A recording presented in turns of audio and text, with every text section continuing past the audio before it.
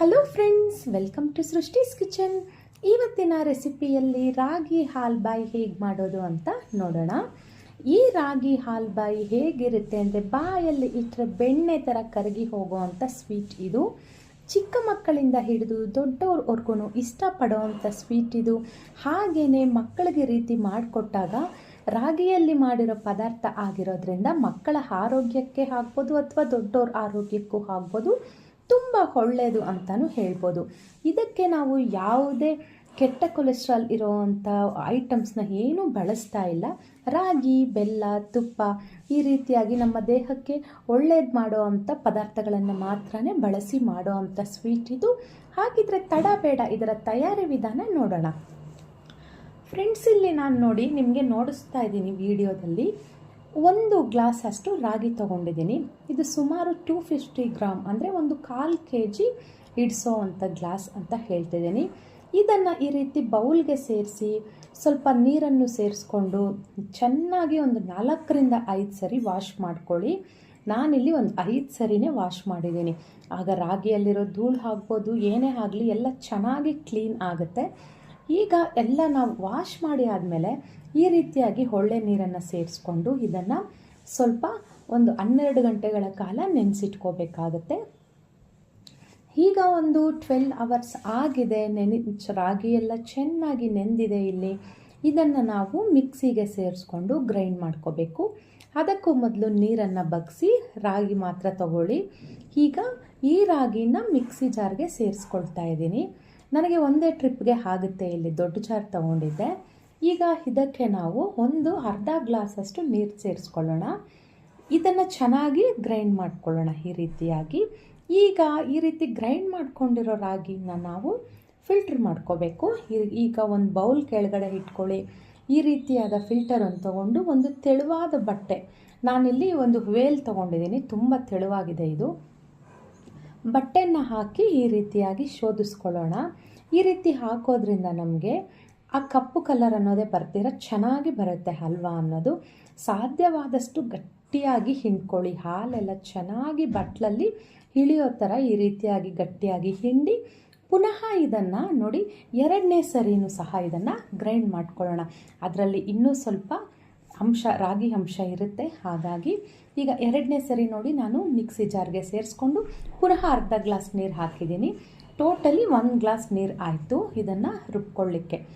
ಈಗ 2ನೇ ಸರಿ ನಾವು ಗ್ರೈಂಡ್ ಮಾಡಿರೋದನ್ನು ಪುನಃ ಅದೇ ವೇಲಿಗೆ ಅಂದರೆ ಅದೇ ಬಟ್ಟೆಗೆ ಸೇರಿಸ್ಕೊಂಡು ಅದನ್ನು ಸಹ ಗಟ್ಟಿಯಾಗಿ ಹಿಂಡ್ಕೊಳ್ಳಿ. ಚೆನ್ನಾಗಿ ಅದರಲ್ಲಿರೋ ಅಂಥ ಹಾಲಿನಂಶ ಎಲ್ಲ ಕಂಪ್ಲೀಟಾಗಿ ನಮಗೆ ಬೌಲಿಗೆ ಬರಬೇಕು. ಸಾಧ್ಯವಾದಷ್ಟು ಈ ರೀತಿಯಾಗಿ ಗಟ್ಟಿಯಾಗಿ ಹಿಂಡ್ಕೊಳ್ಳಿ. ಈಗ 2 ಸರಿ ಗ್ರೈಂಡ್ ಮಾಡಿದ್ಮೇಲೆ ಪುನಃ 3ನೇ ಸರಿ ಅದನ್ನು ಬಳಸೋ ಅವಶ್ಯಕತೆ ಇಲ್ಲ.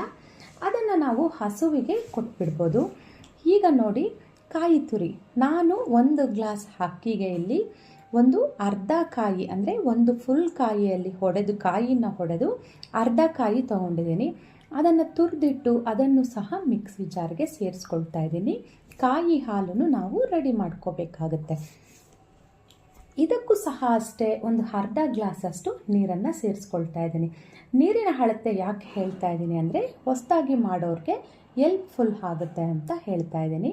ಅದನ್ನು ಗ್ರೈಂಡ್ ಮಾಡಿ ಇದಕ್ಕೆ ಎಲ್ಲ ನಾವು ಕ್ಲಾತ್ ಹಾಕೋ ಅಂಥ ಅವಶ್ಯಕತೆ ಇಲ್ಲ. ಡೈರೆಕ್ಟಾಗಿ ಫಿಲ್ಟರ್ಗೆ ಹಾಕಿ ನಾನು ಇದನ್ನು ಫಿಲ್ಟರ್ ಮಾಡ್ಕೊಳ್ತಾ ಇದ್ದೀನಿ ನೋಡಿ. ಈಗ ಅದನ್ನೆಲ್ಲ ಸ್ವಲ್ಪ ಕೈಯಿಂದ ಚೆನ್ನಾಗಿ ಪ್ರೆಸ್ ಮಾಡಿಕೊಂಡು ಈ ಕಾಯಿನೆಲ್ಲ ಪುನಃ ಇದನ್ನು ಸಹ 2ನೇ ಸರಿಗೆ ಯೂಸ್ ಮಾಡ್ಬೋದು. ಪುನಃ ಈಗ ಒಂದು ಅರ್ಧ ಗ್ಲಾಸಷ್ಟು ನೀರನ್ನು ನಾನು ಸೇರಿಸ್ಕೊಳ್ತಾ ಇದ್ದೀನಿ. ಅಲ್ಲಿಗೆ ಟೋಟಲಿ 2 ಗ್ಲಾಸಷ್ಟು ನೀರು ಆಯಿತು.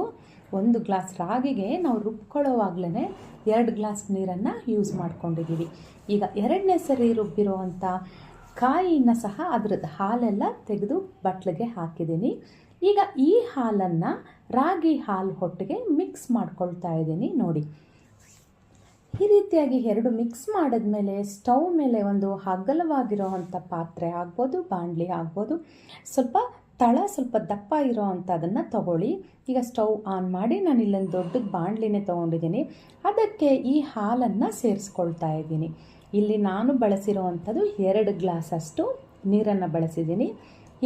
ಎರಡೂವರೆ ಗ್ಲಾಸಷ್ಟು ಹಾಲು, ರಾಗಿ ಹಾಲು ಮತ್ತು ಕಾಯಿ ಹಾಲು ಎರಡು ಸೇರಿ 2.5 ಗ್ಲಾಸಷ್ಟು ಆಗಿದೆ. ಈಗ ನಾವು ಇದು ಹಾಕಿದ ತಕ್ಷಣ ತಿರುಗಿಸ್ತಾನೆ ಇರಬೇಕು, ಯಾವುದೇ ಕಾರಣಕ್ಕೂ ಬಿಡಲಿಕ್ಕೆ ಹೋಗಬಾರ್ದು. ಈಗ ಸ್ವಲ್ಪ ಗಟ್ಟಿ ಆಗಲಿಕ್ಕೆ ಶುರುವಾದಾಗ ಬೆಲ್ಲನ ಸೇರಿಸ್ಕೊಳ್ತಾ ಇದ್ದೀನಿ. ಇದು ಗ್ಲಾಸ್ ಅಳತೆಯಲ್ಲಿ ಹೇಳಬೇಕಂದ್ರೆ 1 ಗ್ಲಾಸಷ್ಟು ಬೆಲ್ಲ.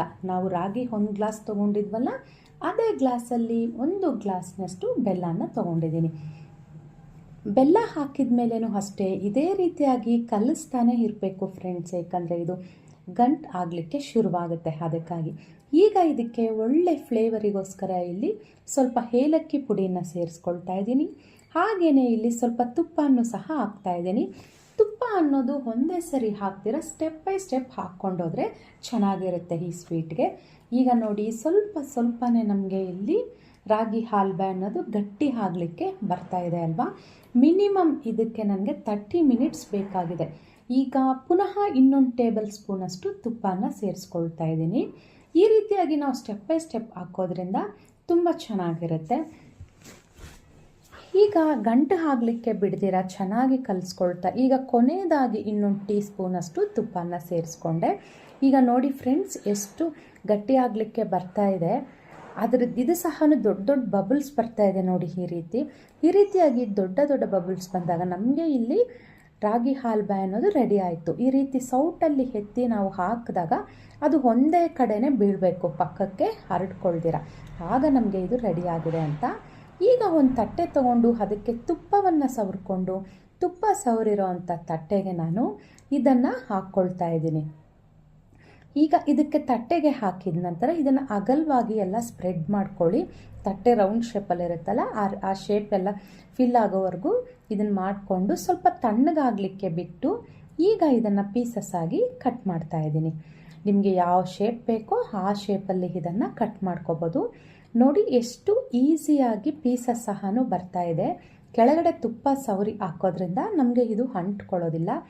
ಎಷ್ಟು ಸಾಫ್ಟಾಗಿ ಜೆಲ್ಲಿಯಾಗಿ ಬಂದಿದೆ ಅಂದರೆ ನನಗಂತೂ ಬಾಯಲ್ಲಿ ನೀರು ಬಂದು ನಾನು ಇಲ್ಲಿ ಮೊದಲನೇ ಪೀಸು ತಿಂದಿದ್ದೀನಿ. ಯಾಕಂದರೆ ನನಗೆ ತಡ್ಕೊಳ್ಳಿಕ್ಕಾಗಲಿಲ್ಲ, ಅಷ್ಟೊಂದು ಚೆನ್ನಾಗಿರುತ್ತೆ ಈ ರಾಗಿ ಹಾಲ್ಬಾಯಿ.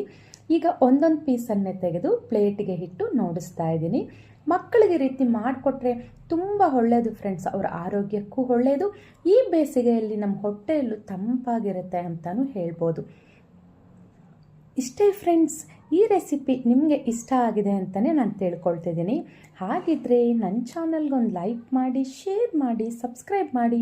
ನಾನಿಲ್ಲಿ ಒಂದು ಪೀಸನ್ನು ನಿಮಗೆ ತೆಗೆದು ನೋಡಿಸ್ತೀನಿ. ನೋಡಿ ಎಷ್ಟು ಸಾಫ್ಟ್ ಆಗಿದೆ ಅಂದ್ಬಿಟ್ಟು. ನಾವು ಹಾಕಿದ್ದ ಕಂಪ್ಲೀಟ್ 1 ಗ್ಲಾಸ್ ರಾಗಿಗೆ ಎಷ್ಟು ಪೀಸಸ್ ಆಗಿದೆ ಅನ್ನೋದು ನೋಡಿ. ನಾವು ಸುಮ್ಮನೆ ಬೇಕ್ರಿ ಐಟಮ್ಸು ಅವು ಇವು ಮಕ್ಕಳಿಗೆಲ್ಲ ಕೊಡಿಸೋ ಬದಲು ಈ ರೀತಿ ಮನೆಯಲ್ಲೇ ನಾವು ಮಾಡಿಕೊಟ್ಟಾಗ ಆರೋಗ್ಯಕ್ಕೂ ತುಂಬ ಒಳ್ಳೆಯದು. ನಮ್ಮ ದೇಹಕ್ಕೆ ಬೇಕಾಗಿರುವ ಎಲ್ಲ ಪೋಷಕಾಂಶಗಳು ಸಿಗೋದ್ರಲ್ಲಿ ಯಾವುದೇ ಡೌಟ್ ಇಲ್ಲ. ನೋಡಿ ಫ್ರೆಂಡ್ಸ್, ಎಷ್ಟು ಸಾಫ್ಟಾಗಿ ಬಂದಿದೆ, ಎಷ್ಟು ಜೆಲ್ಲಿಯಾಗಿ ಇದೆ, ಅಷ್ಟೇ ಟೇಸ್ಟಿಯಾಗೂ ಇದೆ. ನಾನು ಹೇಳಿದ್ನಲ್ಲ, ನಾನು ಕಟ್ ಮಾಡೋವಾಗಲೇ ಒಂದು ಪೀಸನ್ನ ತಿಂದಿದ್ದಾಯಿತು, ನನಗೆ ಬಾಯಲ್ಲಿ ನೀರು ಬರ್ತಿತ್ತು. ಸೊ ಹಾಗಾಗಿ ಈ ರೆಸಿಪಿ ನಿಮಗಿಷ್ಟ ಆಗಿದ್ದಲ್ಲಿ ನನ್ನ ಚಾನಲ್ಗೆ ಲೈಕ್ ಮಾಡಿ, ಶೇರ್ ಮಾಡಿ, ಸಬ್ಸ್ಕ್ರೈಬ್ ಮಾಡಿ.